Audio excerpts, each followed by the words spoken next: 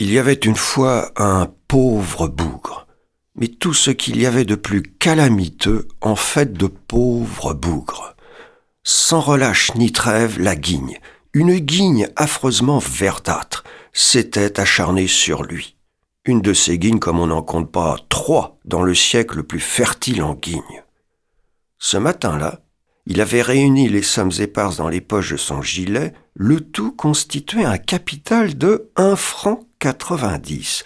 1 franc 90, c'était la vie aujourd'hui, mais demain, pauvre bougre.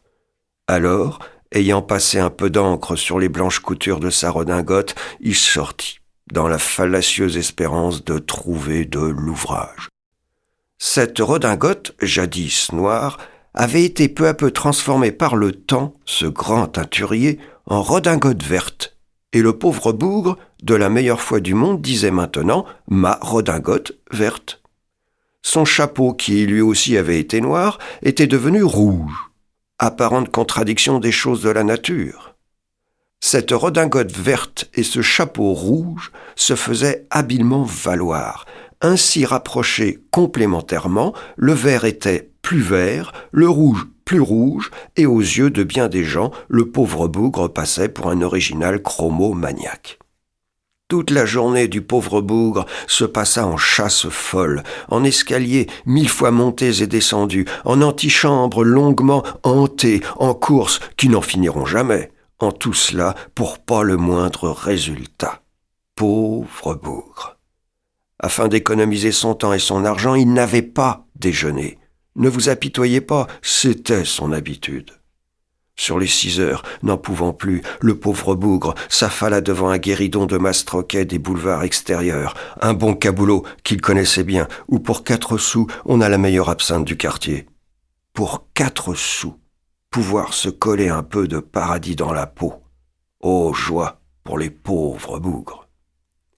Le nôtre avait à peine trempé ses lèvres dans le béatifiant liquide qu'un étranger vint s'asseoir à la table voisine. Le nouveau venu, d'une beauté surhumaine, contemplait avec une bienveillance infinie le pauvre bougre en train d'engourdir sa peine à petites gorgées. « Tu ne parais pas heureux, pauvre bougre ?» fit l'étranger d'une voix si douce qu'elle semblait une musique d'ange. « Oh non, pas d'état. Tu me plais beaucoup, pauvre bougre, et je veux faire ta félicité. Je suis un bon génie. Parle. Que te faut-il pour être parfaitement heureux ? » « Oh, je ne souhaiterais qu'une chose, bon génie, c'est d'être assuré d'avoir 100 sous par jour jusqu'à la fin de mon existence. » « Tu n'es vraiment pas exigeant, pauvre bougre. Aussi ton souhait va-t-il être immédiatement exaucé ? Être assuré de 100 sous par jour. Le pauvre bougre rayonnait. Le bon génie continua.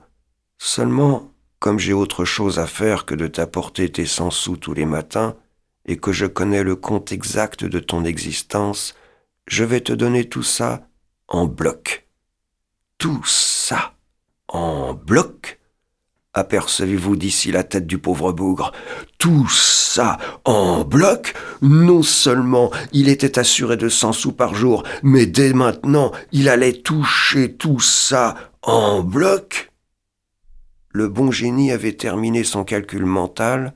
« Tiens, voilà ton compte, pauvre bougre. » Et il allongea sur la table 7 francs 50, 150 sous.